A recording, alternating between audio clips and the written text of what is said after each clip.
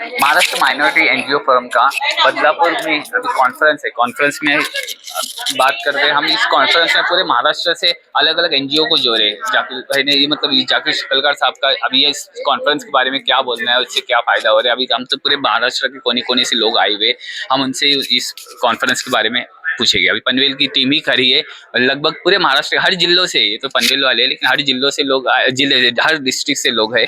उनके बाद जाकिर भाई से पूछ रहे हैं इसका क्या अभी मकसद क्या है आपका।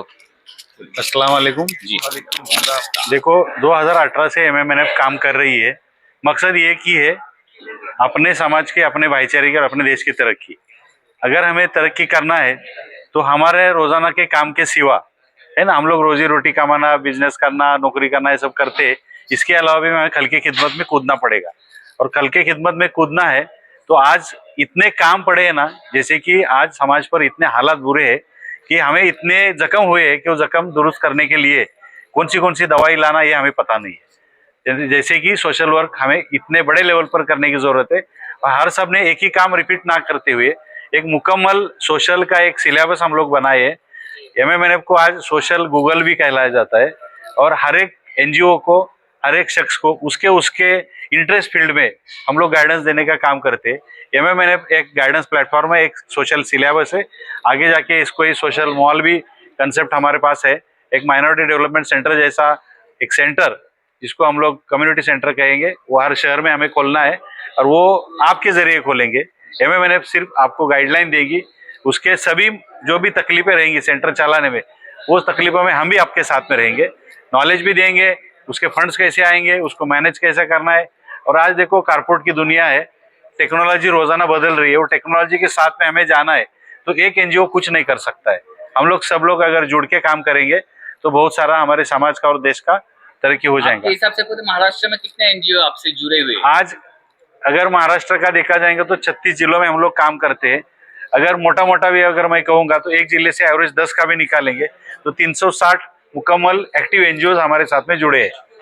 ये तो फिगर है वो 700-800 के ऊपर है, लेकिन मैं इतना बड़ा नहीं बोल सकता क्योंकि हम लोग इसको 1.5 साल पहले रजिस्टर किए। 18 से हम लोग एक मूवमेंट बोलकर, एक चळवळ बोल के काम कर रहे थे।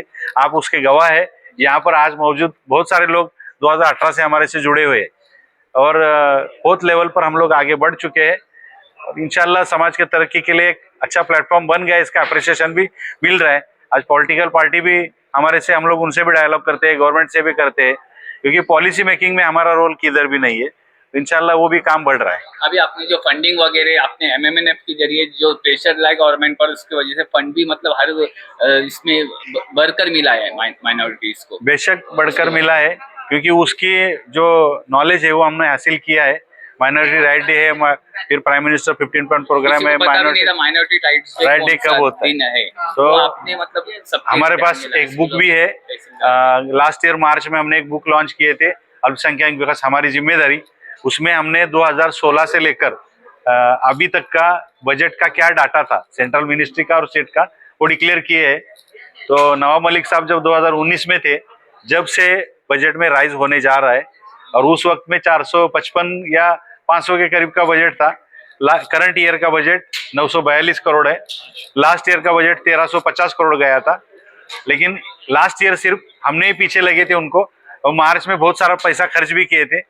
गए साल का जो बजट का कंजम्पशन है वो 70% 80% तक गया है, लेकिन इस साल का बजट ये इलेक्शंस और ये सब चीजें, और हमारे पास भी विंग कम है, लोग कम है काम करने वाले। इवेंट में आते हैं लेकिन बाद में रोजाना की खिदमत में आना चाहिए, तो ये काम हो सकता है और अच्छी तरह से हम लोग बजट भी हासिल कर सकेंगे। और हम लोग आज सरकार पर ऐसा वक्त लाए हैं कि कागज और कलम की और उसको जस्टिफिकेशन क्यों मांगना है, उसका हमारे हक अधिकार क्या है, उसको लेकर हम लोग उनसे डिमांड करते हैं।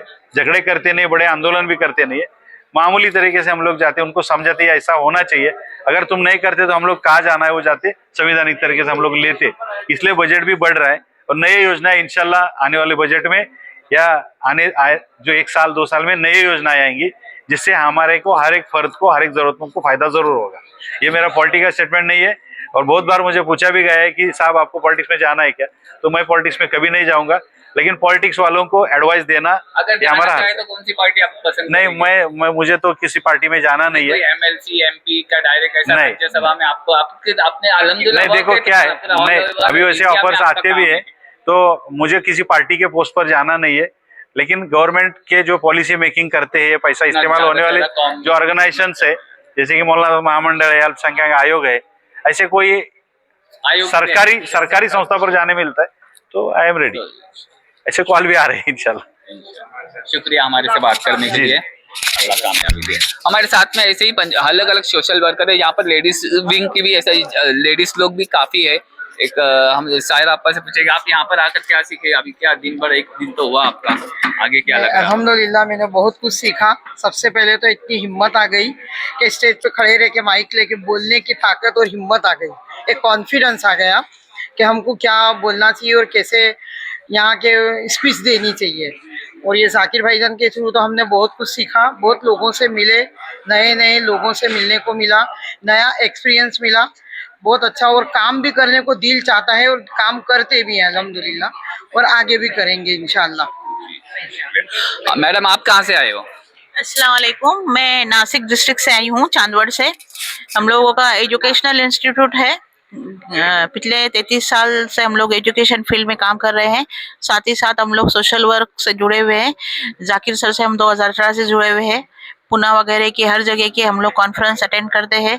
माशाल्लाह से बाहर रहने के बाद, अकेले रहने के बाद जो नाउम्मीदी होती है, वो यहाँ पर इन सब तमाम लोगों को देखने के बाद, इनकी बातें सुनने के बाद, इनका काम देखने के बाद माशाल्लाह से वो नाउम्मीदी दूर हो जाती है और ऐसा लगता है कि कोई डरने की जरूरत नहीं है।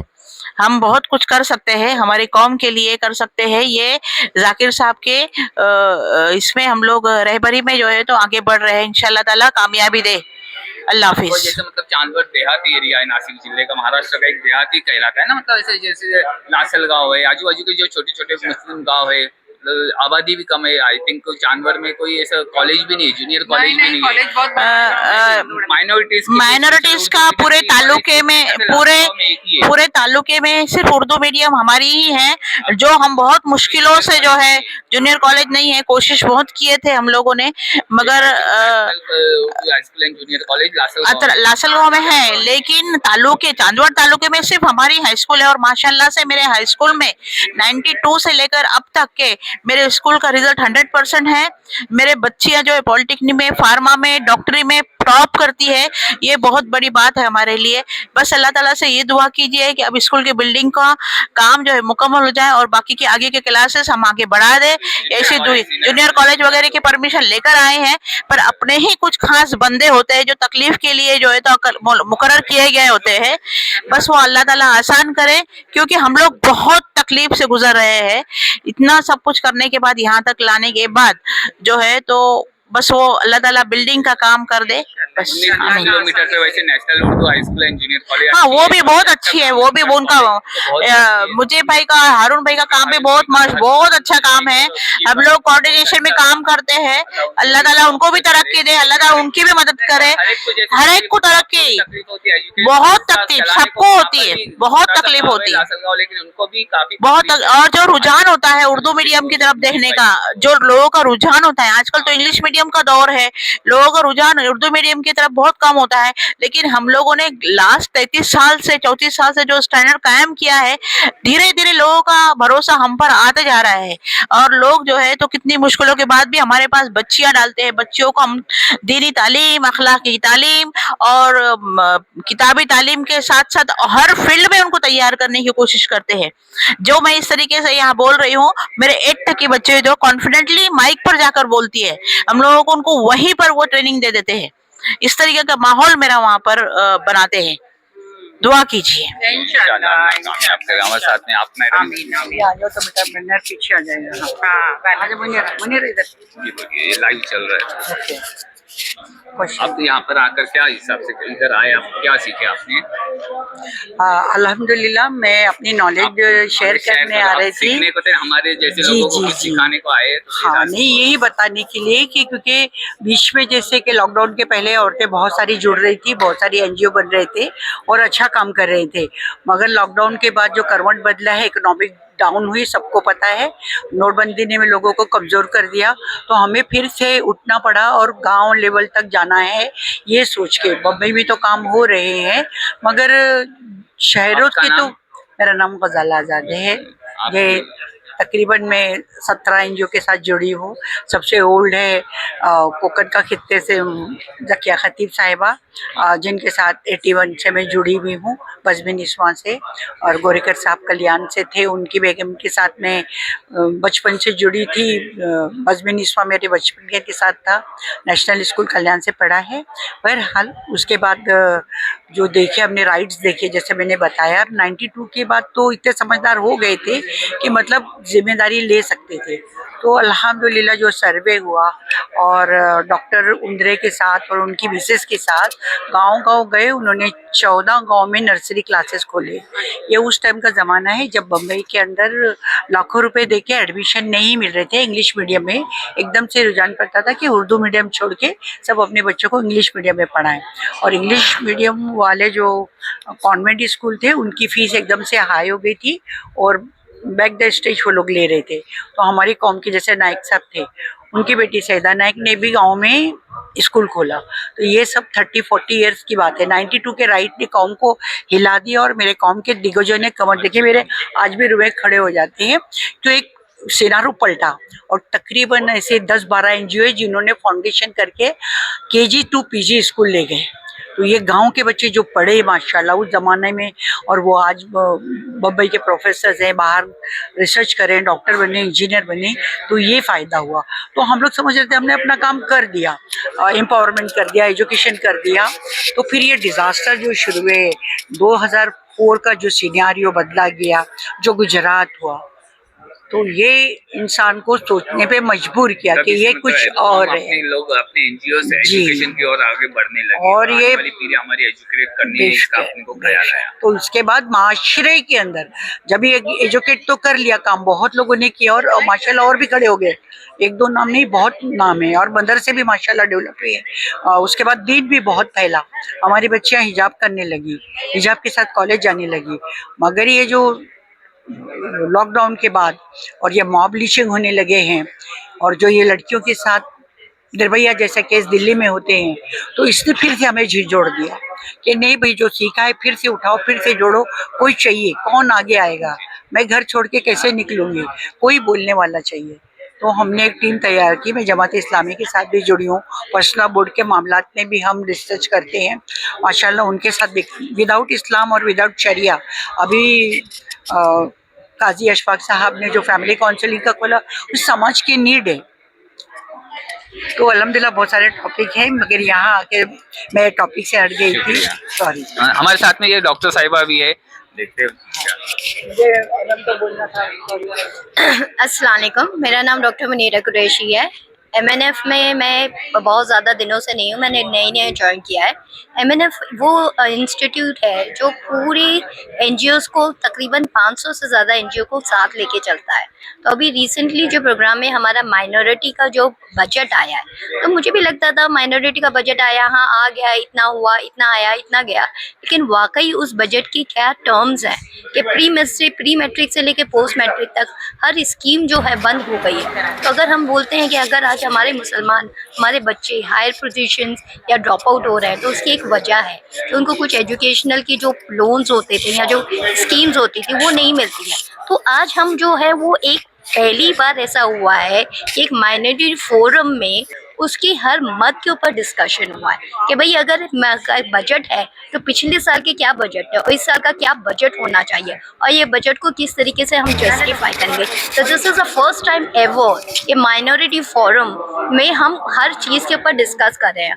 और एमएनएफ जो है, जिससे जाकिर शकीलकर सर जो है, वो हर चीज़ की इतनी मुकम्मल नॉलेज रखते हैं कि अगर आपको बिजनेस है, एम्पावरमेंट है, या फिर कोई भी टॉपिक बोले, वो आपको A to Z गाइड करें। जाते हैं। तो ये सारी चीज़ें हनीफ कोची लगभग चिपळूण और 2019 से इस प्रोग्राम से जुड़े MMNF से जुड़ते हैं। जाकिर साहब के हमेशा हर प्रोग्राम में अटेंड करने की कोशिश ही करते हैं, कुछ नया नया सीखने को मिलता है। इन्होंने अभी सब लोग बोल रहे हैं सभी को एक प्लेटफॉर्म पे लाना चाहिए, जो नए हैं उन लोग को पता नहीं है। जाकिर साहब ने ये काम 2019 में स्टार्ट करके मतलब ये लगभग खत्म ही हो गया है। लगभग पूरे महाराष्ट्र के NGO प्लस सोशल वर्कर पूरे एक प्लेटफॉर्म पर है और पूरे हर कुछ महीने में मतलब ये पूरे उन सब से मिलते हुए हर डिस्ट्रिक्ट में इनके MMNF के लोग हैं, प्रेसिडेंट है, उसके वजह से व्हाट्सएप ग्रुप है और इस तरह का सब ऐसी काम एक्टिविटीज चल रही है MMNF की। अभी मैं जो मेरी मतलब हरिमाबाई झूलेवाली ट्रस्ट की NGO का मैं चीफ ट्रस्टी हूँ और ये NGO हमारी मतलब दादी सोशल वर्कर थी और फ्रीडम फाइटर थी। 1944 में उन्होंने NGO बनाए और देश के लिए ऐसे ही मतलब सब हिंदू मुसलमान सबको साथ में लेकर काम करने के लिए NGO बनाया और उसकी मतलब उसके एक्टिविटीज भी काफी चलती है। उसका भी उनके जब उनकी एज वो नवंबर 1944 में NGO जब बना उनकी एज 72 ईयर्स 72 साल थे उनकी एज। आज वो NGO का वही चीफ ट्रस्टी हो।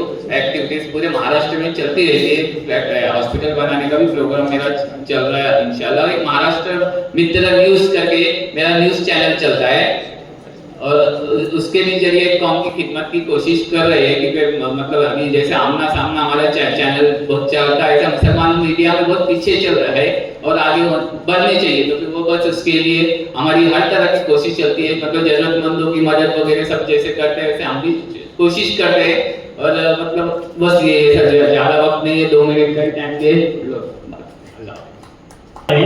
लेकिन सबसे बड़ा मुद्दा ये आता है कि उसको स्टार्ट कैसे किया जाए। तो जैसे जिले भी जहाँ पर MMNF के सेंटर चलते हैं, हम चाहते हैं कि वहाँ पर MMNF का एक जिम्मेदारी सेंटर की जिम्मेदारी ले और उसका प्रोसेस किस तरह से रहता है, डॉक्यूमेंट के किस तरह से उसका रजिस्ट्रेशन करना रहता है। कैसे उसका रजिस्ट्रेशन का अपने को एक नंबर मिलता है जो कलेक्टर ऑफिस से लेना रहता है अपने को, उसका पूरा प्रोसेस हम बताएंगे। तो ऐसे जिसको भी इस काम में इंटरेस्ट हो तो इन हमसे रब्ता करें, इंशाल्लाह उनको पूरा प्रोसेस हम समझा के देंगे। और मुझे बोलने का मौका दिया, आप लोगों ने भी मुझे सुना। आप सब लोग हम जुड़ते हैं, जुड़ जाएंगे। अब जो बोलेंगे वो मैं करूँगा, है ना। वो सलमान खान बोलता है ऐसा, जो जीजा जी बोलेंगे वो मैं करूँगा। तो इसके ऊपर मैं बोलता हूँ कि जो जाकिर भाई बोलेंगे वो मैं करूँगा। बहुत बहुत शुक्रिया। अस्सलाम वालेकुम। मीरा रोड से दोस्तों, मैं कोई मखसूस NGO से तो नहीं जुड़ा हूँ, लेकिन बहुत सी NGO का लीगल एडवाइजर हूँ। एक एडवोकेट होने के नाते खिदमतें कम कर रहा हूँ। जो भी तंजीमें हैं जो अल्लाह ने मुझे इल्म और सलाहियतें दी है उससे उनकी खिदमत करने की कोशिश करता हूँ डॉक्यूमेंटेशन में और जो भी लीगल एडवाइस की ज़रूरत होती है।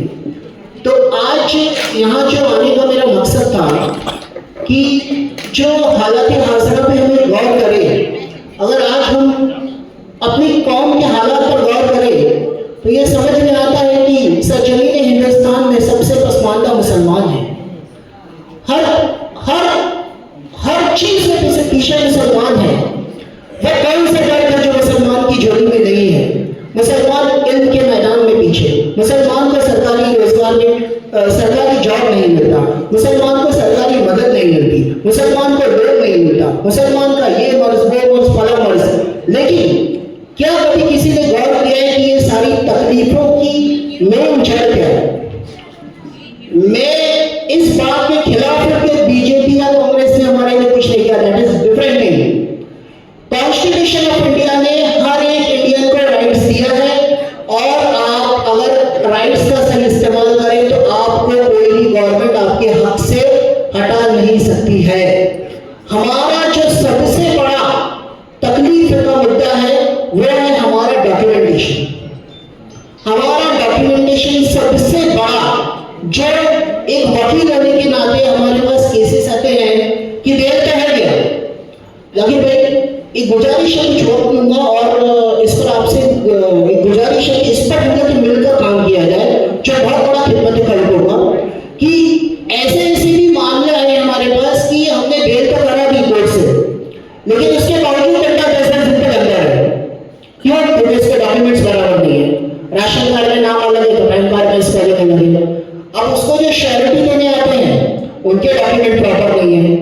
सबसे बड़ा जो मुद्दा है वो मुसलमानों का सबसे बड़ा, हर चीज में आप देखो तो कहां जाकर आप अटकते हो, डॉक्यूमेंटेशन सबसे बड़ी खराबी है। अब ये खराबी इंडिविजुअल से लेकर ऑर्गेनाइजेशन तक है। जितनी भी तंजीमें हैं वो तंजीमों की भी सबसे बड़ी तकलीफ ये है कि चेंज रिपोर्ट क्या होता है उनको पता ही नहीं है, डॉक्टर क्या है किसी को पता ही नहीं है, एफसीआरए का क्या बहुत दूर की बात है, सेक्शन 8 कंपनी क्या है किसी को पता ही नहीं है, ऑडिट रिपोर्ट क्या है सालों तक किया नहीं, फिर आती है गवर्नमेंट तुम्हारी मस्जिदा को तोड़ती है तो तुम बोलोगे कि एम्बिशन में हो। अरे जिसके पेपर अगर बराबर है उस प्रॉपर्टी को हाथ लगाने की गवर्नमेंट की भी हिम्मत होती है? नहीं होती है। चलो खुद ही दावा दे रहे थे आइए और बर्बाद करिए तो आपको कौन चलेगा? अब मैं एक आपको एग्जांपल देता हूँ कि मैं इतना पढ़ा लिखा, मेरी वाइफ भी पढ़ी लिखी, शी इज आल्सो एडवोकेट, लेकिन जब बार काउंसिल के लिए रजिस्ट्रेशन में गए तो मेरी वाइफ को भी एक मसला पेश आया कि उसका नाम है महजबीन। तो महजबीन का स्पेलिंग MAJBBEN होता है और MAJJABIN भी होता है। तो उसके 10th के सर्टिफिकेट में स्पेलिंग भी होता है और बाकी सब दिया गया है। तो वहां जाके मसला अटक गया, फिर कैसे करवाना पड़ा।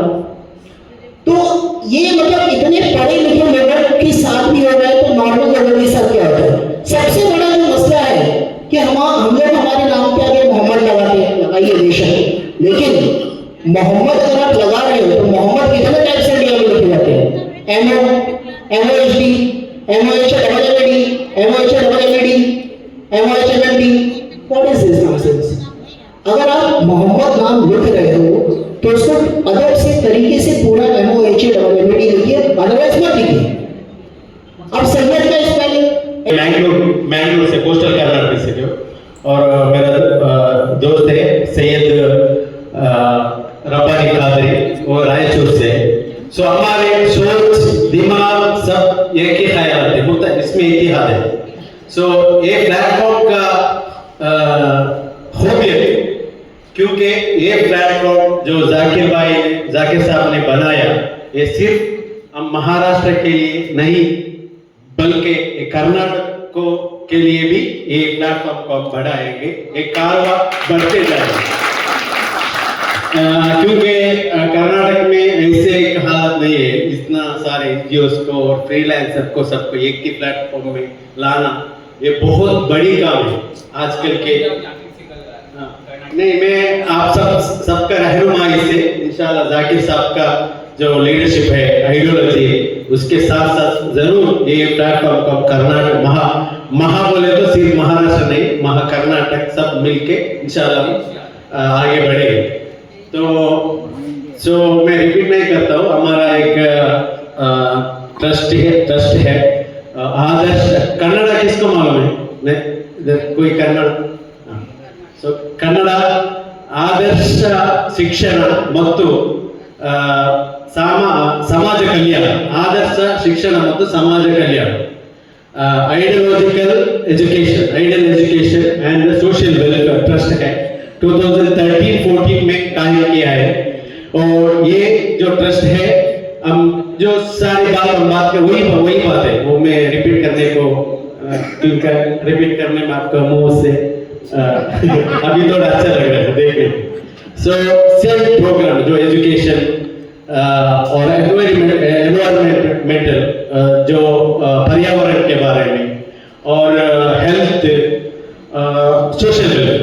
सो मैं साउथ कर्नाटक से हूँ, हमारे चेयरमैन साहब नॉर्थ कर्नाटक में। सो उधर माइनॉरिटी मुस्लिम्स के लिए खास एजुकेशन, क्वालिटी एजुकेशन, दुनियावी उखरवी एजुकेशन को अभी 5वीं क्लास तक है तो वो चल रहा है। और मैं खास तौर पर कोस्टल कर्नाटक का हूँ।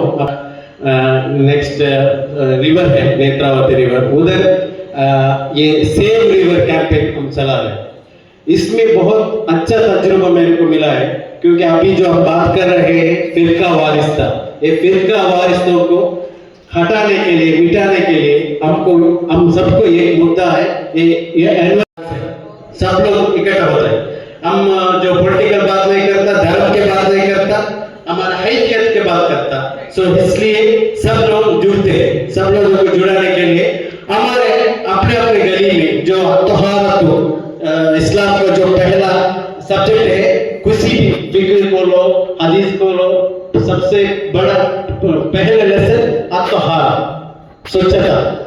वो ये बात में खैर उम्मत का हम आगे जाना है, दुनिया को रहनुमाई, देश को रहनुमाई।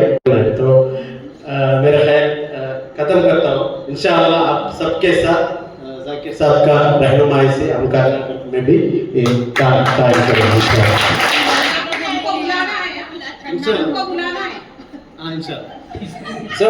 मेरा पर्सनली दिलचस्पी है, मैं गुजरात में जो जिग्नेश मेवानी का इलेक्शन में, तो उधर जाकर गुजराती सीख के कैंपेन किया जो, सो इसलिए थोड़ा गुजराती भी थोड़ा आता है। હું રિયાઝ કર્ણાટકથી મંગળૂરથી ચૂંટણી પ્રચારમાં ગુજરાતમાં આવે છે, ऐसे बोल के कॉर्नर्स में से सब करके मुसलमानों के लिए। तो ये प्लेटफॉर्म हम पूरे इंडिया में, और जो कारवा फाउंडेशन का मैडम बोले, हम दलितों को भी हमारे साथ में लाना है, क्योंकि इंडिया का पूरी सिनारियों को बदलना ताकत है दलित और मुस्लिम से, ये पक्का है। इसलिए जो मूसा नबी अलैहिस्सलाम बनी इस्राइल को कैसा साथ में लाया, ऐसे मुसलमान दलितों को भी साथ में लाना है। ये सिर्फ इस्लाम में मेरा तजुर्बा भी है और वो हकीकत है। सो हम ऐसे आगे बढ़े इंशाअल्लाह। तो इसके वजह से मैं छोटा शायर आपका सामने पेश करना चाहता हूँ, क्योंकि मेरे उर्दू आता है, उर्दू में सीखा है, बोलने को थोड़ा गड़बड़ है, इसलिए इंशाअल्लाह। सलाम अलैकुम बोलते हैं सबको।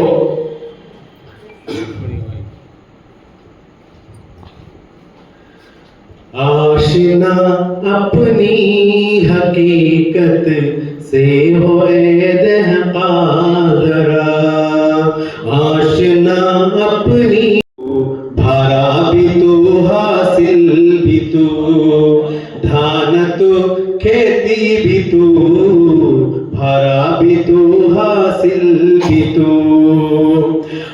किसी की जुस्तजू आवार रखती है तुझे, किसी की जुस्तजू आवार रखती है तुझे। राह तू रहरो भी तू, रहबर भी तू, मंजिल भी तू, राह तू रहरो भी तू, रहबर भी तू, मंजिल भी तू। कांपता है दिल तेरा, अंदेशा है तूफान से क्या, कांपता है दिल तेरा, अंदेशा है तूफान से क्या।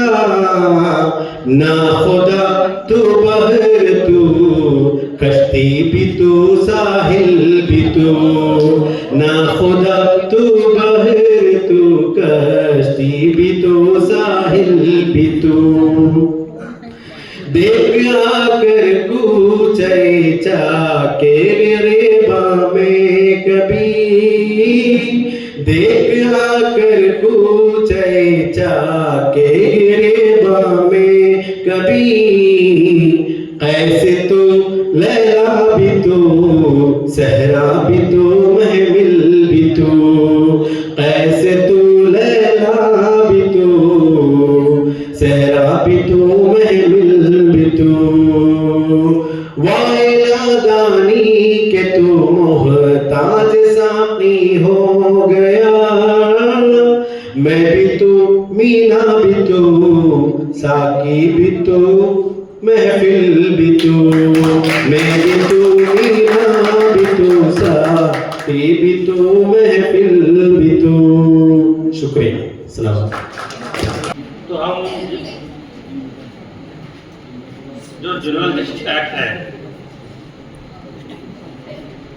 उसके अंडर हम काम करते हैं, जो स्पेशली चाइल्ड साइकोलॉजी और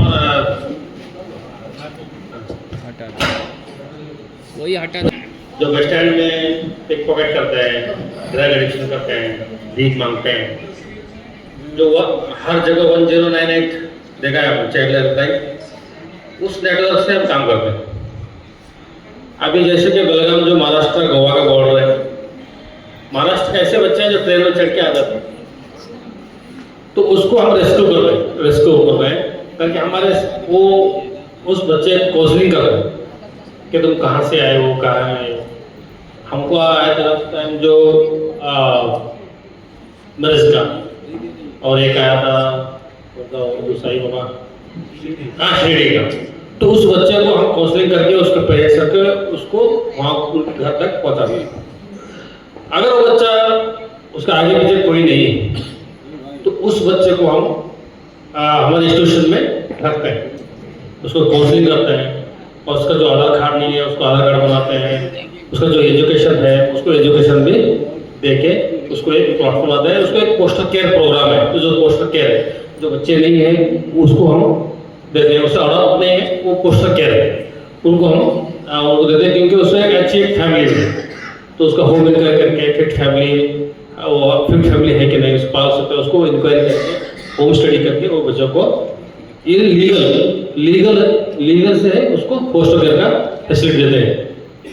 और एक बच्चे सिंगल पेरेंट रहते हैं, वो सिंगल पेरेंट्स जो है वो ड्रग एडिक्शन रहते हैं और बराबर स्कूल ले जाते हैं। उस बच्चों को हम रेस्क्यू करके मतलब उसे लेके उनको काउंसलिंग करते हैं, काउंसलिंग करके उस जो बुराई से बचा के उसको स्कूल को स्ट्रीम बेस्ट है। और बच्चे ऐसे रहते हैं कि माँ बाप की प्रेशर ज़्यादा रहती है। आप समझो वो आर्ट्स सीखना चाहता है तो इस माँ बाप की एक ख्वाहिश रहती है उसको प्रेशर करके उसको साइंस लगाते हैं क्योंकि सिर्फ डॉक्टर बनना है, इस तरह उसको हाई प्रेशर करते हैं। तो हाई प्रेशर से वो जो बच्चा है वो माँ बाप साथ जिद करता है या माँ बाप से झगड़ा करता है और घर छोड़ के भागना शुरू करता है। वो इस बच्चे को हम काउंसलिंग करते हैं कि उसको क्या चाहिए, उसका हुनर कौन से सेक्टर में है उसको फाइंड आउट करते हैं। अब जैसे कि उसको बाइक दे दिया, वो बाइक खोला है, उसको चाक जोड़ाया या उसको फिर जोड़ा ऐसा, तो हम समझते हैं कि इसको उसमें होना है। इस तरह से हम उसको काउंसलिंग करते हैं 15 डेज के बाद उसको काउंसलिंग करके उसका जो इंटेंशन है उसे लेके उसको वो प्लेटफॉर्म में उसको सेट करते हैं कि ये इसमें तुम साइंस मत लगाओ, उसको ये एक स्किल जो शॉर्ट टर्म है उसको इसमें सेट करो, वो उसमें उसको प्लेसमेंट मिल जाएगा। तो इस तरह से जो हम बच्चों के फील्ड में वर्क कर रहे हैं, जो उसके 1098 है, मिशन है, तो इस तरह से वो बच्चे करते हैं। जो गैर कौम के इंस्टीट्यूशन में जो हमारे कौम के बच्चे हैं तो हम क्या करते हैं उसको निकालते हैं, उसको निकाल को जो मदरसा प्लस यानी बच्चों को मदरसे के साथ साथ एजुकेशन का भी एजुकेशन देते हैं। वो अभी जैसे कि ड्रॉप आउट रहता है वही उसको 3 इल्म नहीं, ऐसा है हमें बच्चे मिले हैं कि वो 8-9 साल के हुआ उनका अभी सुन्नत नहीं हुआ यानी खतना नहीं हुआ।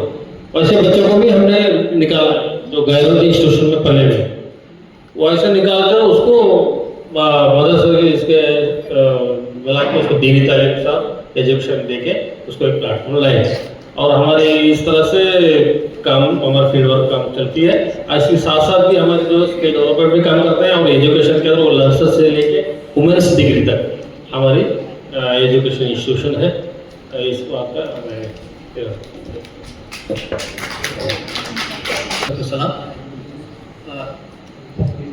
अस्सलाम वालेकुम व रहमतुल्लाहि व बरकातहू।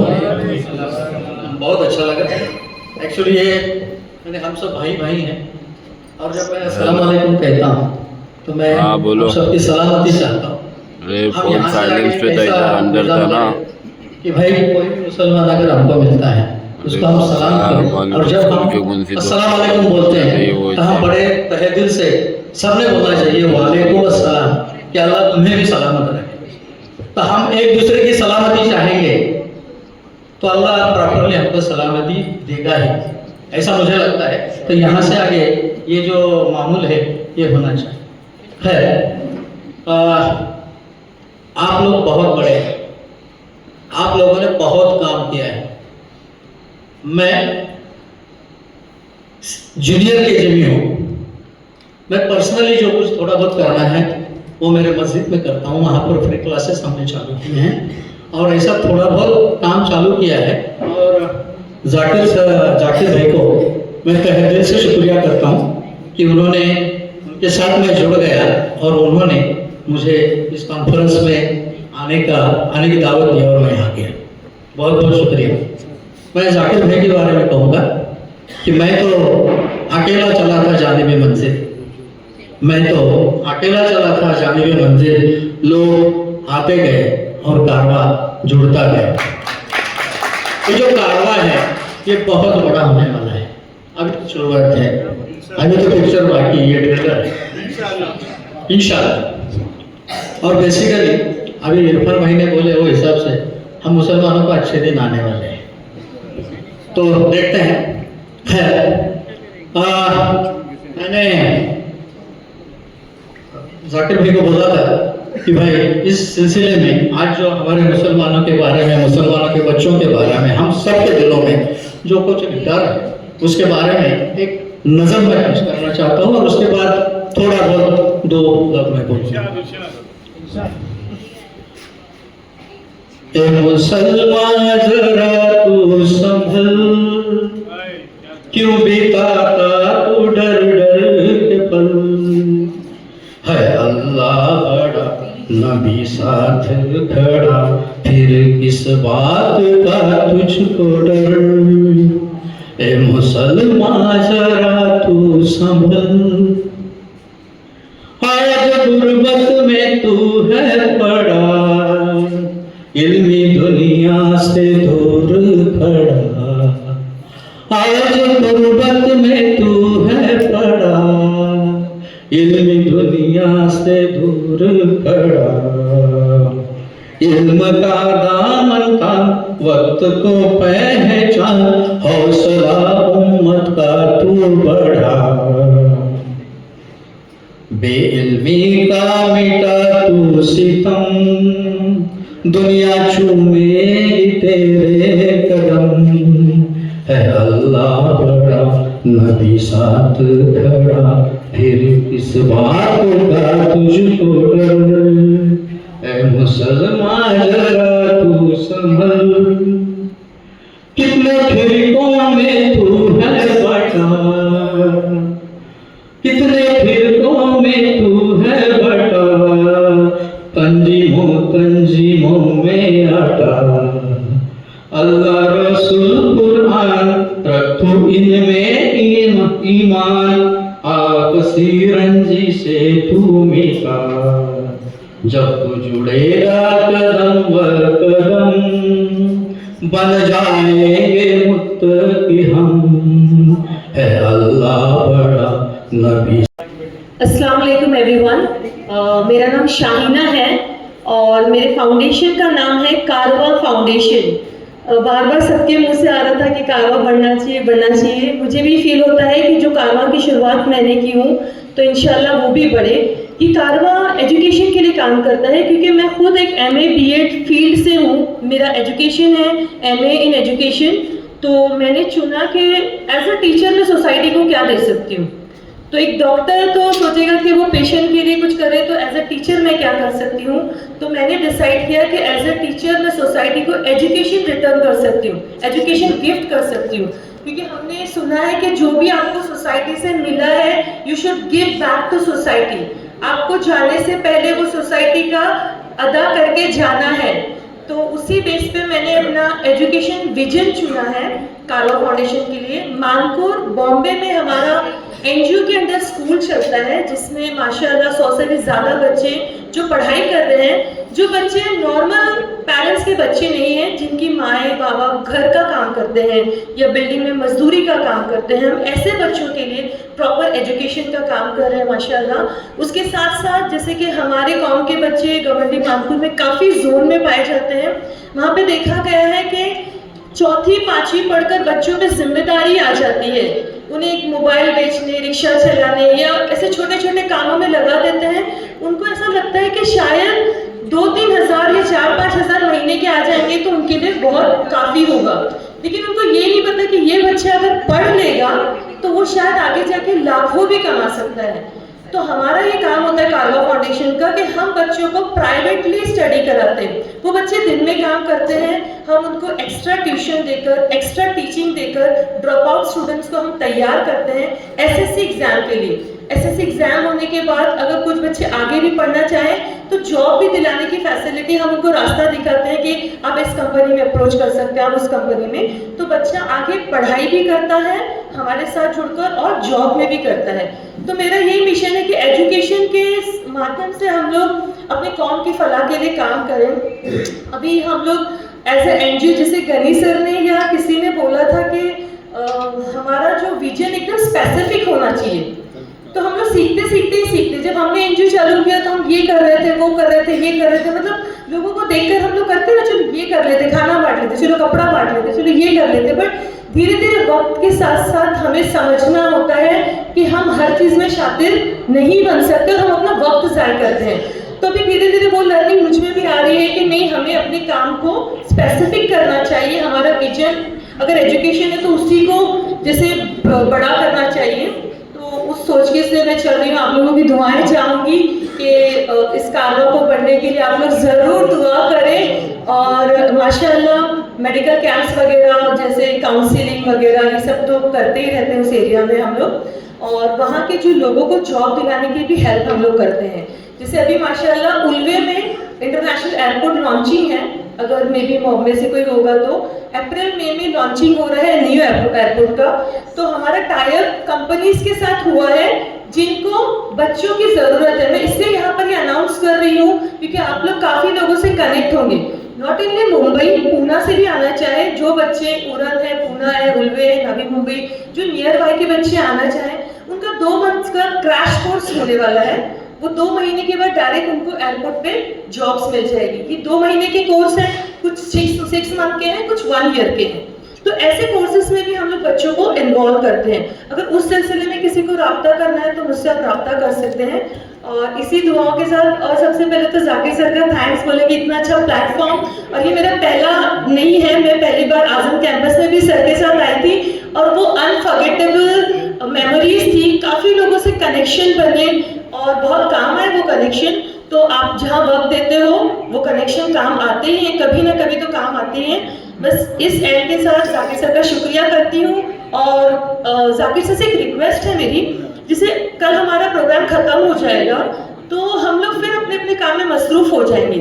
मैं चाह रही थी ये जो ग्रुप है, जितने लोग आए हुए हैं, अगर उनका एक ग्रुप बन जाए, जितने लोग प्रेजेंट है इसमें, और उनका सोशल मीडिया वो अगर शेयर करें, जैसे फेसबुक है, इंस्टाग्राम है, तो हमको पता चलेगा अच्छा कारवा वो शाइना मैडम, अच्छा वो भी ये काम कर रहे हैं, तो आपको वो अपडेट होता रहेगा। इसी तरह आप लोग जो दूसरा काम कर रहे हैं तो हमें भी वो पता चलेगा। यानी उस ग्रुप में ना जाके सर सबके सोशल मीडिया अगर अपडेट करते हैं ना, जैसे इंस्टाग्राम है, फेसबुक है या वेबसाइट है, तो हम लोग साथ नहीं रह करके साथ रह पाएंगे, एक दूसरे के काम को सराह पाएंगे इंशाल्लाह। या हो सकता है मिलकर भी कभी कुछ काम कर पाए, ऐसा भी हो सकता है। तो इसीलिए ये आप जरूर करवाएं तो बहुत हेल्पफुल होगा। Thank you so much. इस कारवां को बढ़ने के लिए आप लोगों की दुआओं की जरूरत है। Thank you so much. अल्लाह हाफिज़।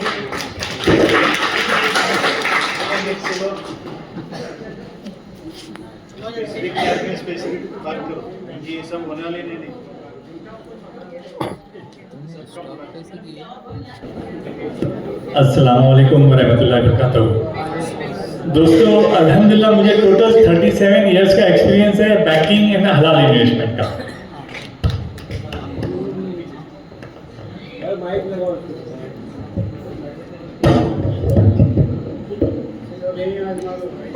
और ये जो जगह पर आप लोग बैठे हैं, अल हिदाया कैंपस, अल्हम्दुलिल्लाह ये जगह भी हमारी है।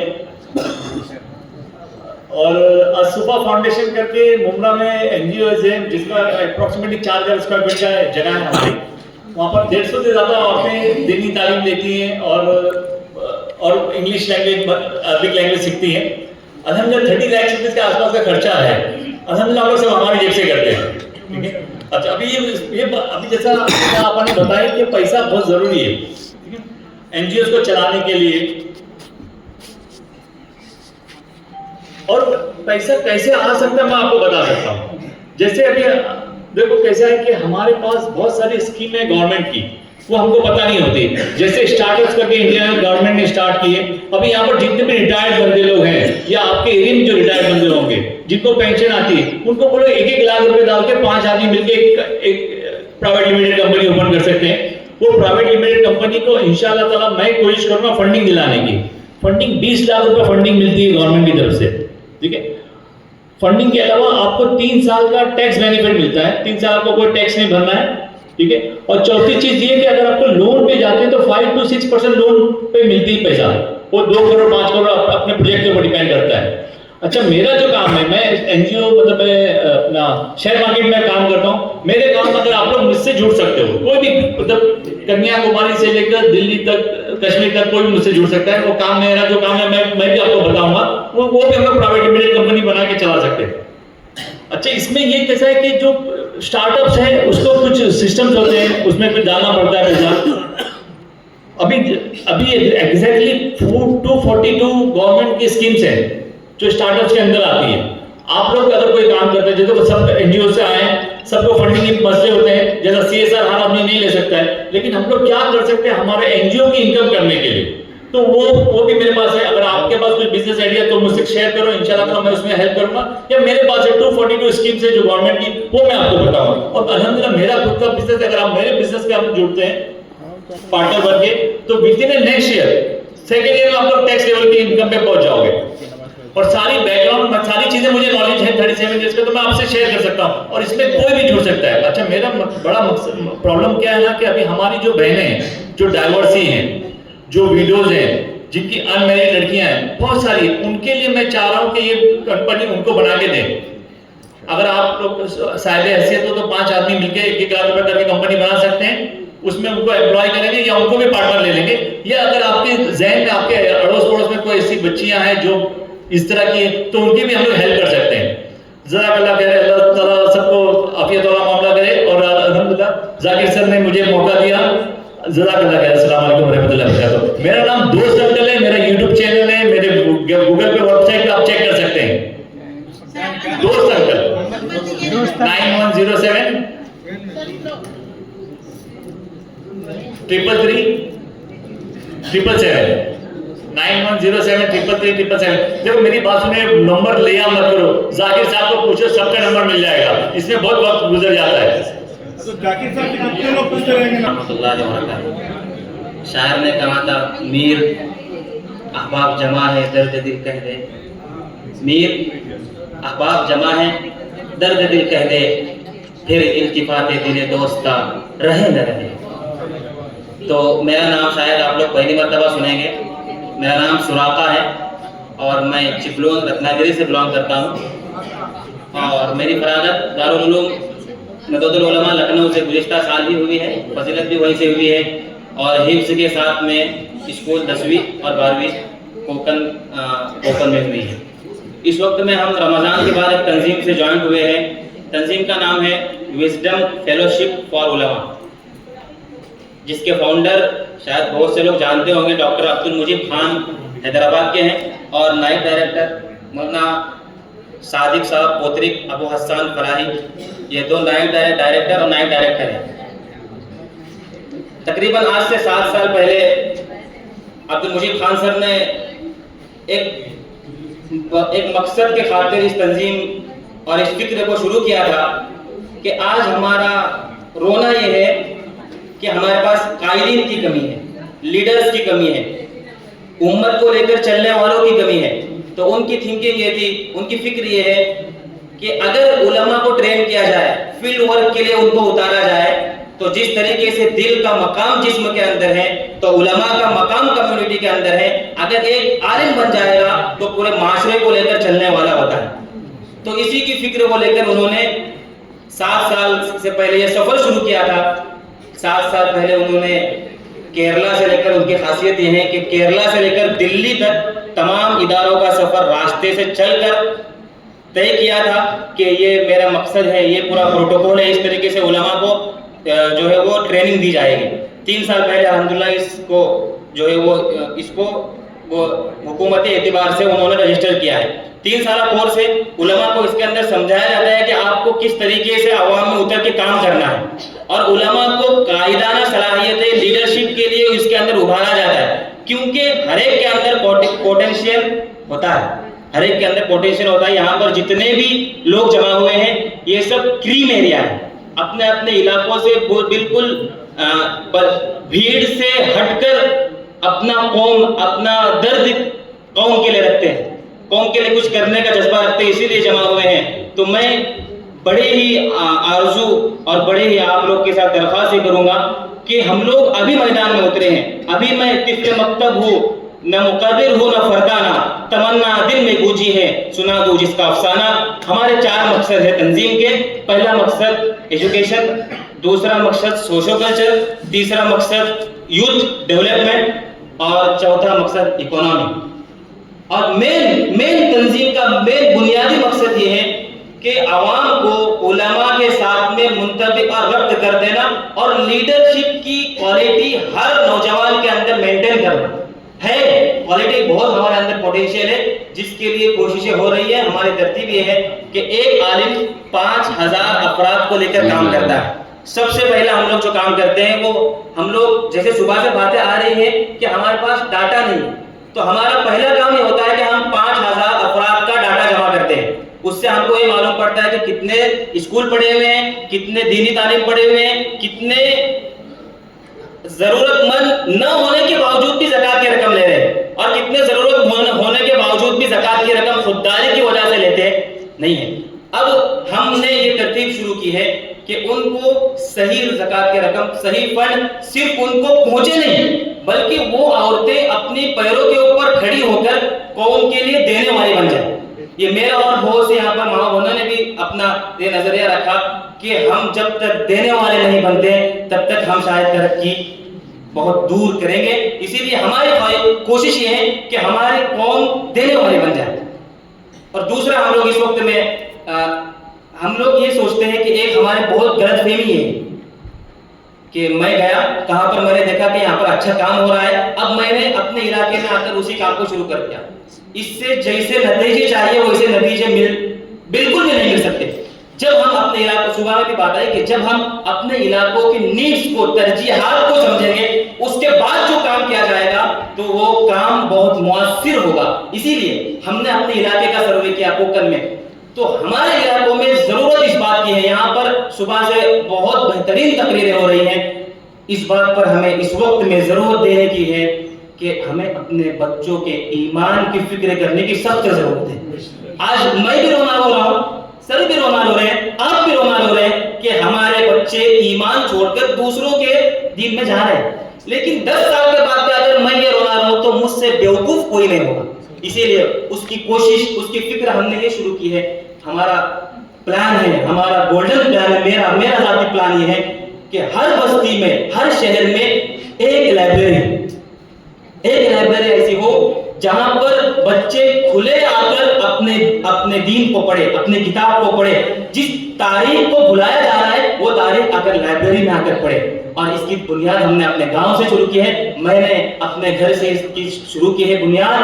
और हमें इंशाअल्लाह उम्मीद है, हमारा विजन ये है कि यहाँ पर आने वाले हमारे गांव में अगर 50 बच्चे हैं तो हमारा बिल्कुल वाज़ेह विजन ये है कि उसमें से 25 बच्चे मुकम्मल किताब पढ़कर वो किताब की तारीख को दूसरों तक तकसीम करने वाले और फैलाने वाले बन जाएं। इसीलिए हम इस फिक्र को लेकर चल रहे हैं। मैं आप तमाम से रिक्वेस्ट करूंगा कि ये हमारा जो गोल है, हमारा जो अभी हमने अपने इलाके में सर्वे करके तरतीब बनाई है, लाइब्रेरी सिस्टम की, ज्यादा खर्चा नहीं है, बस कुछ वक्त देना पड़ेगा। और यकीन जानिए ये बच्चे अगर आकर किताब पढ़ेंगे तो 4 फायदे होंगे। उनके ईमान की हिफाजत होगी, अपनी तारीख हम उन तक पहुंचाएंगे, उर्दू नस्ल जो मिटती जा रही है वो खुद ब खुद परवान चढ़ेगी।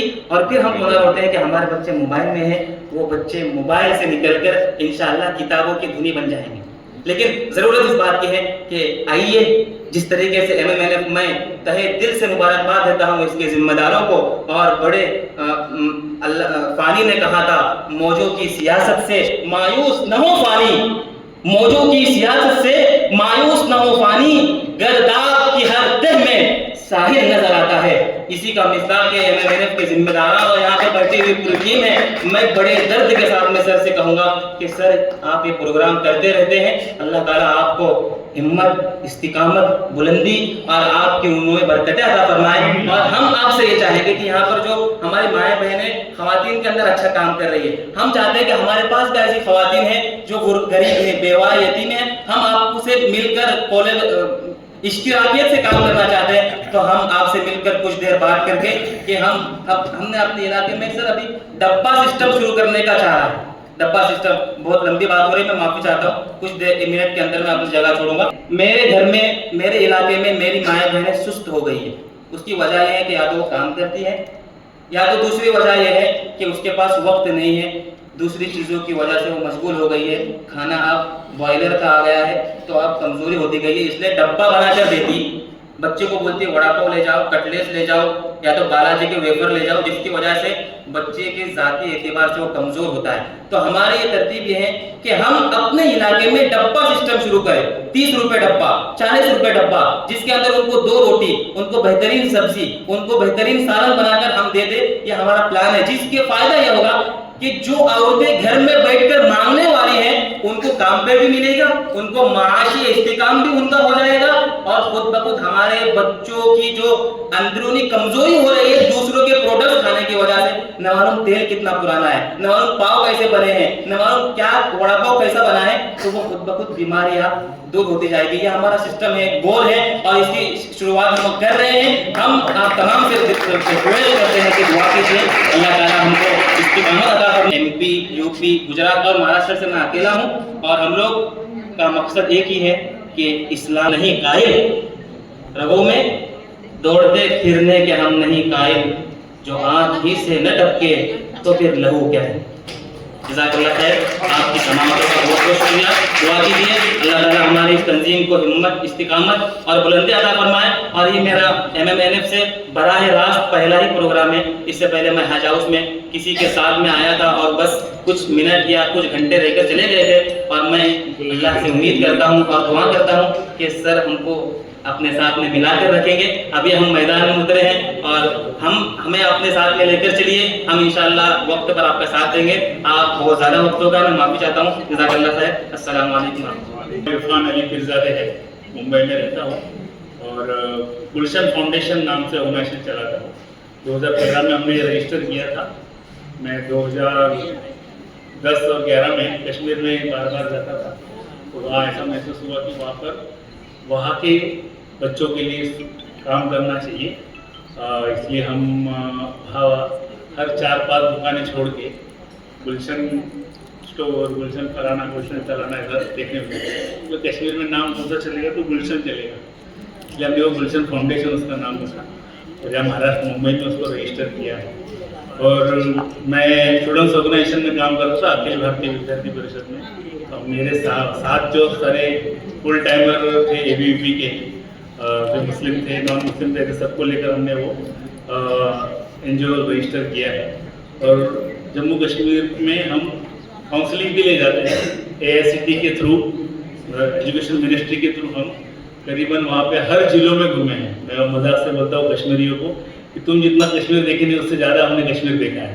तो वहाँ पे हर तहसील में जाके हमने, वहाँ सेकेंडरी स्कूलों में जाके करियर काउंसलिंग 12वीं, 10वीं और 12वीं के बच्चों के लिए एक स्कीम है, उस स्कीम का मॉनिटरिंग नहीं करता था मैं।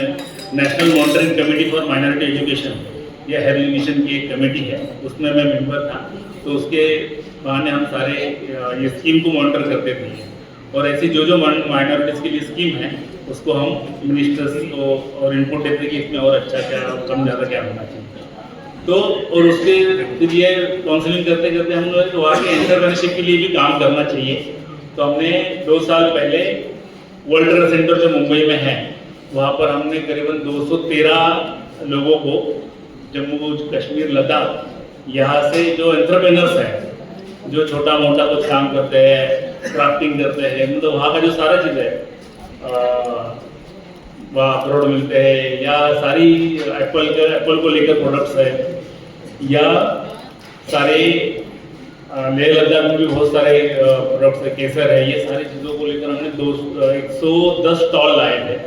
और मैं आपको बोलता हूँ, हमने सिर्फ वर्ल्ड ट्रेड सेंटर पे जाके बताया था कि हमें ऐसा कुछ करना है, तो पूरा 40,000 स्क्वायर फीट का उनका एग्जीबिशन हॉल है कुलाबा में जो है, वहाँ पर पूरा हॉल उन्होंने फ्री दिया था, AC फ्री, वहाँ का security free. World trade centre आपने देखे होंगे, तो पूरे वर्ल्ड के वहाँ पर ट्रेडिंग चलती है, और वहाँ पर सारे सारे देशों के लोग आते जाते रहते हैं। तो हमने 5 दिन का वहाँ पे पहली बार ऐसे हुआ था कि जम्मू कश्मीर से और लद्दाख से लोग आए हैं, और ये ऑर्गेनाइज करने वाले भी जम्मू कश्मीर की स्टूडेंट है। जो मैं स्कीम बोल रहा हूँ, वो स्कीम जो जम्मू कश्मीर के लिए है, वो कश्मीर के बच्चे यहाँ जो पढ़ते हैं, यहाँ करीबन 1000-1500 बच्चे पढ़ते हैं, उसमें से हमने 50 बच्चों को लेकर सारे JNK लद्दाख के लेके इन बच्चों का इन्वॉल्वमेंट रख के हमने की थी। मतलब हमें 4 लोग कर रहे हैं ऐसा नहीं, तो हमें सिर्फ वहाँ का उनका टू एंड फ्रो करना पड़ा। बाकी सब वो अपने अपना स्टॉल लेके आए थे, लगाए थे। 5-6 दिन वहाँ कोलाबा में हमने वहाँ लेने वाले बड़े बड़े लोग लेंगे। काली चेक से सेंट्रल गवर्नमेंट की जो अपने से बहुत दूर है, दूर क्यों है कि हम ही दूर है, ये सारे सिस्टम से हम वहाँ अपने बहुत सारे लोगों ने किए भी। आपको शायद थोड़ा ज़्यादा टाइम लूँगा मैं। अपने यहाँ पर क्राफ्ट करने जा रहे हैं, विमान है ना, एरोप्लेन। आनंद यादव करके है, महाराष्ट्र का ही लड़का है। वो क्राफ्ट छोटे छोटे क्राफ्ट रहते हैं ना, जो प्राइवेट क्राफ्ट जो रहते हैं कि पर्सनल क्राफ्ट यूज़ कर रहे हैं, अंबानी, लोढ़ा हमारा यूज़ करता है। इस तरह का क्राफ्ट बनाना जाए, पहली बार भारत में वो मैन्युफैक्चर हो रहा है स्टैंड अप इंडिया के इसमें। तो वो उसके टेरेस पे उसने ट्रायल किया था कि उसको जगह नहीं दे रहा था कोई, तो उसकी जो बिल्डिंग थी, उस बिल्डिंग के ऊपर उसने क्राफ्ट बनाने का शुरू किया। क्राफ्ट बना है, उसके ऊपर फेमस हुआ। फिर उसको स्टार्टअप इंडिया में उसको कितने करोड़ रुपए मिले हैं, और उसको गवर्नमेंट ने जगह भी दी। तो ऐसे अपने कम्युनिटी में भी लोग हैं, जैसे अभी साहब जो आए थे मेरे से बात करने वाले, सुकारू, क्या है आपका नाम? सुरागा। तो टैलेंट बहुत है। हम मोहम्मद अली रोड, ये सारा, मैं सांगली में भी जाता रहता हूँ, पुणे के मोमिनपुरा में जाता रहता हूँ। हम यूथ में रहा हूँ, यूथ में रहता हूँ ज़्यादा। मैं स्टूडेंट्स एक्टिव रहा हूँ, तो मुझे लगता है कि मैं ऑल टाइम स्टूडेंट एक्टिविस्ट रहूँ। तो मैं जहाँ जाऊँ या कॉलेज में, मैं मौलाना आज़ाद जो कॉलेज है संभाजी नगर का, वहाँ भी उनके साथ हम बहुत इंटरेक्ट करते हैं। और अभी मैं नेशनल काउंसिल फॉर उर्दू की काउंसिल जो है प्रमोशन, NCPO जो है, उसका मैं मेंबर हूँ। तो उसकी वजह से भी हम सारे कॉलेजेस में जा रहे हैं, अभी अलग अलग एक्टिविटीज़ कर रहे हैं। तो ध्यान में आता है कि अपने बच्चों को थोड़ा सा ऐसा सपोर्ट देने की जरूरत है कम्युनिटी की तरफ से। दूसरी कम्युनिटीज जो है ना, ब्राह्मण कम्युनिटी है ना, ब्राह्मण कम्युनिटी बहुत फोकस अपने बच्चों पे काम करती है। और मेरे तमाम सभी अजीज भाई और बहनों, अस्सलाम वालेकुम। मैं सबको पहले तो सबसे पहले अल्लाह का शुक्र अदा करती हूँ, और बाद में सभी NGO के लोगों को, क्योंकि वो एक थैंकलेस जॉब करते हैं, अपनी वक्त का, अपनी मेहनत का डेडिकेशन देते हैं, जिसको इतना अप्रिशिएट नहीं किया जाता, पर ये बहुत ही अप्रिशिएट करने वाला काम है। मैं अल्लाह ताला से दुआ करती हूँ कि हम सबको हिम्मत और ताकत दे ये सब करने की। और अपना इंट्रोडक्शन देती हूँ। पहले तो मेरा नाम मोहिन कुरैशी है और मैं पूना से हूँ, एजुकेशन फील्ड से हूँ, और 15 इयर्स का मेरा टीचिंग एक्सपीरियंस है। पैंडेमिक के बाद मैं इस फील्ड में सोशल वर्क में इंटर हुई। 2018 से ये काम स्टार्ट किया है। हमारा एक लोकल लेवल पे फाउंडेशन है, कुरैश फाउंडेशन, जो पूना कैब में है और जो एजुकेशन और मेडिकल फील्ड में वर्क कर रहे हैं। हम पुअर ऑर्फन बच्चों को अडॉप्ट करके उनकी एजुकेशन कंप्लीट होने तक उनकी फीस वगैरह और हर चीज़ का फाइनेंशियल रिस्पॉन्सिबिलिटी उठाते हैं, और ऐसे बच्चों को जब तक इंडिपेंडेंट नहीं होते हैं उनके लिए वर्क करते हैं। हमारी ऑर्गेनाइजेशन जो है इस काम को बहुत ज़्यादा इम्पोर्टेंट समझती है कि समाज में अगर सुधार लाना है तो हमें तालीम पे वर्क करना चाहिए, जो भी हमारी कैपेसिटी में हो सकता है। दूसरे, मैं एक एजुकेशन से जुड़ी ऑर्गेनाइजेशन से जुड़ी हूँ जो ऑल इंडिया लेवल पे रजिस्टर्ड सोसाइटी है, दिल्ली में है। और लास्ट बॉम्बे में सेशन में अगर किसी ने अटेंड किया होगा तो हमारे प्रेसिडेंट सरोवर अली कुरैशी आए हैं, जो सुप्रीम कोर्ट के लॉयर है, और पहली बार उन्होंने चांस दिया कि वुमेन इसके अंदर आए, अपनी टीम बनाए नेशनल लेवल की। हमने 2023 में स्टार्ट किया। विदिन 17 मंथ हमने ऑल ओवर 20 स्टेट में हमारे प्रेसिडेंट बनाए हैं, और 6 to 7 स्टेट में वुमेन्स के भी प्रेसिडेंट बनते हैं। तमाम भाई जो हमारे साथ एनजीओ में जुड़े हैं, मेरी उनसे रिक्वेस्ट है, बहुत सारे लोगों ने इस चीज़ को मेंशन भी किया है कि अगर वुमेन को इन्वॉल्व नहीं करोगे आप इस सोशल वर्क के काम में, सामाजिक खिदमत के काम में, तो हमारा 50% जो वर्क है वो नहीं होगा कभी भी। तो मैं इस फील्ड में आई हूँ ताकि मैं ऑल ओवर इंडिया की लेडीज़ को इंशाल्लाह जोड़ के एक साथ मजबूत टीम बना सकूँ, क्योंकि अगर हम अम्बेडकर के भी जो प्रिंसिपल्स है, 3 प्रिंसिपल्स, फर्स्ट टू संगठित करो और फिर शिक्षित करो और फिर संघर्ष करो। तो फर्स्ट हमारा काम है कि हम पूरी हमारी जितनी बिरादरी है, सोसाइटी है, समाज है, उसमें औरतों को शामिल करें। आप सभी अपने एनजीओ में वुमेन्स को ज़रूर इंकरेज करें और ले, ये मेरी सबसे रिक्वेस्ट है। जो भी लेडीज़ इस काम में करना चाहे इंकरेज करके एक लेडी को ले, उसके साथ अदर लेडीज़ भी जुड़ेंगी और आप ज़रूर मजबूत होंगे, क्योंकि वुमेन जब भी काम करती है तो बहुत डेडिकेटली काम करती है, ये मेरा सोचना है। और ये काम बहुत स्पीड से बढ़ेगा। जिस तरह समाज में बुराइयां बढ़ रही है, हमें वुमेन्स को आगे लाके इस काम को, समाज की बुराइयों को खत्म करने का काम जरूर करना चाहिए। तो मैं सभी से रिक्वेस्ट करूंगी जितने भी एनजीओ में जुड़े हैं कि वो वुमेन को अपने साथ जोड़े, उनकी टीम बनाए और वुमेन को एम्पावर करें। वुमेन एम्पावरमेंट का जो कॉन्सेप्ट है वो बहुत ही गलत लिया जाता है। ऐसे सोचा जाता है अपने समाज में, मुस्लिम में खास तौर पे, कि वो मर्द की शाना बशाना चलना चाहती है, पर ऐसा नहीं है। जब वुमेन को इंडिपेंडेंट बनाएंगे तो वो खुद के फैसले लेने के लायक बनेगी, अच्छाई और बुराई में डिफरेंस समझेगी और अच्छे काम में अपना वक्त को इन्वॉल्व करेगी। अभी जो रिमेनिंग टाइम रहता है, फ्री टाइम उनके पास, वो या तो मोबाइल में डालते हैं या तो टीवी देखने में, सीरियल देखने में या विंडो शॉपिंग करने में गुजारती है। हमारी औरतें अगर समाज की बुराइयों को कम करने में काम अपना वक्त लगाएंगी तो ज़रूर उनका वक्त अच्छे काम में इन्वेस्ट होगा और हमारे समाज में जल्दी से जल्दी सुधार आएगा। यही मेरा मानना है और मेरे सभी भाइयों से रिक्वेस्ट है कि आप सभी कोशिश करें कि ज़्यादा से ज़्यादा वुमेन इस संगठन से जुड़े, या तो आप अपने संगठन से जोड़िए या हमारे संगठन से जोड़िए।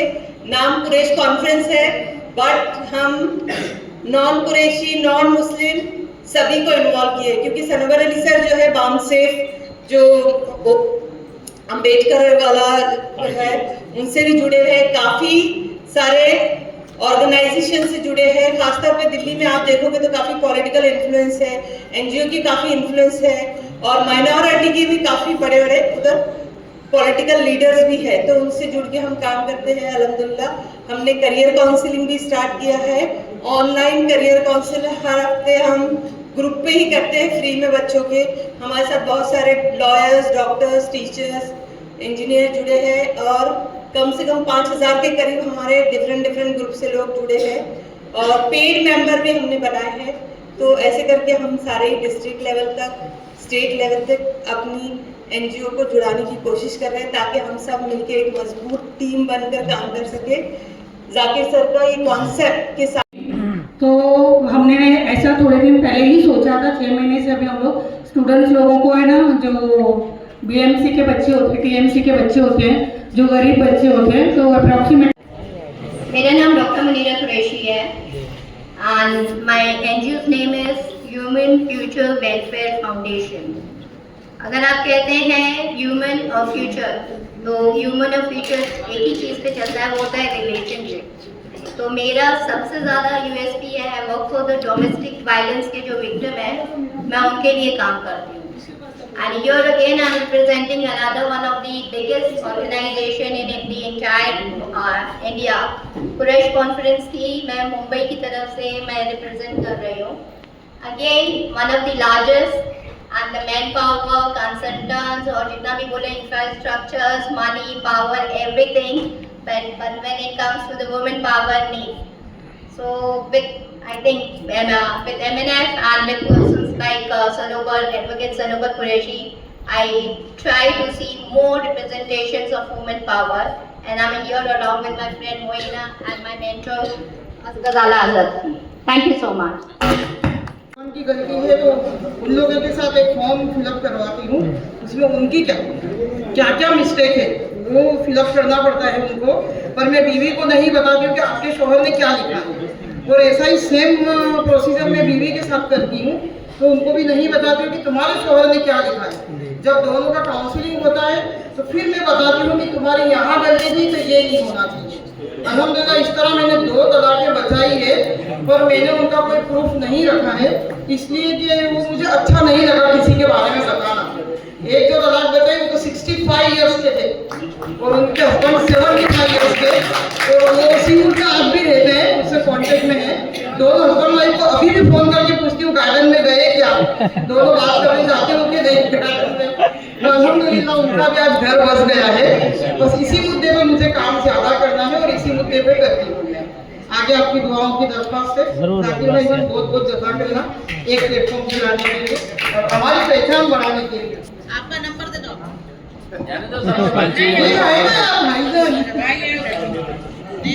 98193 757 36 सायना मैम 757। मेरा एनजीओ 2010 में रजिस्टर हुआ है और माशाल्लाह अभी के 20 जनवरी को मेरे एनजीओ को 15 साल हो गया। हम लोग औरतों के मसले मसाइल पर काम करते हैं। एक काम तो हम ये भी करते हैं कि फैमिली काउंसलिंग भी करते हैं, प्लस उसके अलावा अभी आजकल बहुत ज़्यादा जो चल रहा है मुस्लिम लड़कियां जो मुर्तद हो रही हैं, तो उनके लिए भी हम लोग काउंसलिंग करते हैं, उस तरीके का भी काम करते हैं। मेडिकल के लिए करते हैं हम लोग। हम पैसा लगा के कोई काम नहीं करते अपने पास का, हम गवर्नमेंट की स्कीम पर ही काम करते हैं और हम किसी से फंड भी नहीं लेते, ना हम लेते हैं और ना हम देते हैं। हम एजुकेशन के लिए मौलाना आज़ाद का लोन करते हैं 12th के बारे में, हायर एजुकेशन का। जिनको भी लोन का करवाना होगा तो वो मेरे से आकर मुलाकात करें। मेरा कोपर केरला में ऑफिस है, वहाँ पर आकर मेरे से मिले। उनके जो डॉक्यूमेंट्स लगते हैं वो मैं बताऊँगी। पेपर वर्क पूरा करेंगे तो इंशाल्लाह आप लोगों के बच्चों का लोन का हो जाएगा मौलाना आज़ाद से। उसके अलावा हम मेडिकल का करते हैं, हॉस्पिटल में जो ऑपरेशन होते हैं गवर्नमेंट की स्कीम में वो करते हैं। लेकिन अब ये सब करते हुए उसके अलावा मैं अब है ना, मेरा जो गोल और मेरा टारगेट है वो इन मुर्तद औरतों के लिए है जिनके पास रहने की रिहाइश नहीं है। आप लोगों ने सुने होंगे कि बच्चों के यतीम खाने होते हैं लेकिन औरतों का यतीम खाना नहीं है। तो मैं ये चाहती हूँ कि एक काम किसी एक का काम नहीं है, ये उम्मत मुस्लिमा का काम है। ना अकेला ताहिरा सैयद का काम है, ना सलीम टोले का काम है, ना डॉक्टर इसरार का काम है, ना सायरा का काम है, ये उम्मत मुस्लिमा का काम है। अगर आप लोग इसमें जुड़कर आगे बढ़ोगे और मेरे लिए नहीं अपने खुद के लिए और अपनी औलाद के लिए और अपनी आखिरत के लिए अगर करोगे तो अल्लाह ताला ज़रूर इसकी जज़ा आप लोगों को देगा।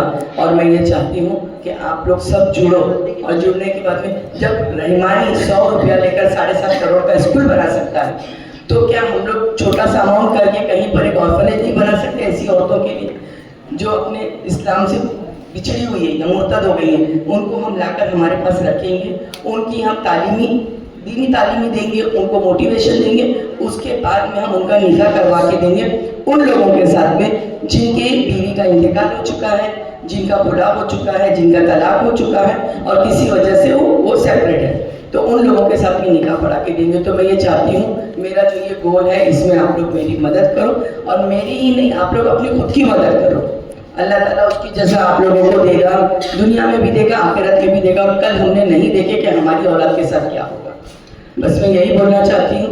और एक छोटा सा मेरा रिक्वेस्ट है जाकिर सर के लिए कि जो प्रोग्राम कर रहे हैं बहुत अच्छा है माशाल्लाह, लेकिन एक हमको है ना मस्जिद के अंदर हम लोग लॉकडाउन के पहले करते थे, जो बच्चियों का शादी का रिश्ता जमता था ना उन बच्चियों के लिए ना हम लोग ना हफ्ते में ना 2 दिन का वर्कशॉप रखते थे जिसमें ना उनको हम बुलाकर बताते थे और उनको ट्रेनिंग देते थे कि शादी के बाद में ससुराल में कैसे रहना है। आप लोग सब ये जानते होंगे कि आजकल तलाक की शरह बुला की सभी मेंबर्स, आज हमने जो प्रोग्राम अटेंड किया है MMNF का बहुत ही फ्रूटफुल रहा और इन्होंने जो CSR फंड के बारे में information the, I am sure कि ये सारे ही ऑर्गेनाइजेशन के लिए बहुत ही फ्रूटफुल रहेगा और उन्हें बहुत ही ज़्यादा फ़ायदेमंद रहेगा। हम जो ऑर्गेनाइजेशन से वर्क कर रहे हैं वो है सुरेश कॉन्फ्रेंस की ऑर्गेनाइजेशन है और हम वुमेन एम्पावरमेंट के लिए ज़्यादा से ज़्यादा लेडीज़ को जोड़कर उनका एक बड़ा संगठन करके उन्हें सुशिक्षित करके एजुकेशन दे के आगे बढ़ाने की कोशिश करें।